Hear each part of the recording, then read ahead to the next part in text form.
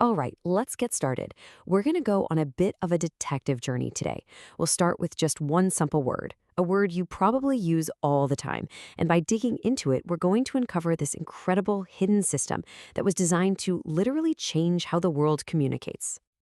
So, this is the big question, right? What can just one simple word really teach us about the structure of language itself? I mean, it sounds kind of crazy, doesn't it? How could a single word be the key to unlocking this massive idea? Well, believe it or not, that's exactly what we're about to find out. And here's our word, our main clue, attention. Think about it. We ask for it. We pay it. We try to draw it to ourselves. It's totally part of our everyday lives. And for this little investigation, we're going to be using the Simple English Wiktionary, which is, you guessed it, a dictionary built for super clear, simple explanations. Okay, so when you look up a word, you get the basics, right? How you say it, what it means, and a few examples. Pretty standard stuff. And this entry is a perfect example. It's clean, it's simple, gets the job done. Now, let's zoom in on the definition itself. If you pay attention to something, you focus your mind on it. See? No fancy words, no complicated jargon. It's just simple language explaining a simple idea. And that directness, that's actually our first real clue. But the big reveal? Oh, that's still coming. And here we see it out in the wild. Pay attention to me when I'm speaking to you. You can't get much clearer than that, can you? It's a perfect example. It puts the word in a context that anyone can understand immediately, whether you've spoken English your whole life or you're just starting out. Then there's this one. He waved to draw attention to himself. Again, super clear. The action, waving, directly connects to the definition, focusing someone's mind. So far, so good. The examples match the definition perfectly. Everything looks completely straightforward. Or does it? Yep, it's all simple, clear, and totally effective. But if you look really closely, if you scroll way down to the bottom of the page, past everything we've just seen, you'll find something, a little clue. It's this tiny piece of text that, honestly, almost everyone would just scroll right past without a second thought. And this is it, right here. Category BE850, our mystery hiding in plain sight. So, what in the world is BE850? It's not an abbreviation you see every day. It's a tag, a label of some kind. But what is it labeling? Okay, this is where things get really interesting. Let's just focus on that number for a second. 850.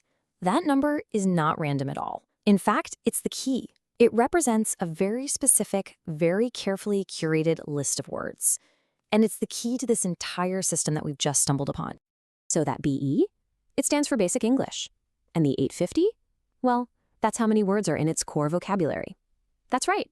Our little word, attention, is officially on a list of the 850 most essential words you need to communicate just about any idea in English. So what is Basic English exactly? Well, it's what linguists call a controlled language. The best way to think about it is like a starter kit for English. It was designed with one big goal in mind: to create a super simple, functional version of the language that's easy to learn and perfect for clear communication, especially for people from all over the world trying to talk to each other. And the whole system is built on a few core ideas. You've got this 850-word vocabulary that's been carefully chosen to cover all the essentials: nouns, verbs, adjectives. The whole point is simple, clear communication, making it an amazing tool for teaching and international use. And, you guessed it, our word, attention, made the cut. It's right there on the list. Now, these 850 words aren't just thrown into a pile, no way. They're actually broken down pretty logically. You've got words for things, your nouns. Then you have words for actions or operations, those are the verbs. And finally, words for qualities, which are your adjectives. This simple structure is what makes the whole system so systematic and easy to pick up. Okay, so this is all a really cool piece of linguistic history, right? But it does beg the question, why does any of this matter today? I mean, we have what, over 1 million words in English? Why should we care about a little system with only 850? Well, it all comes down to the power of simplicity. For one, it's an incredible foundation for anyone learning English. Imagine mastering just these words. You'd have a massive head start.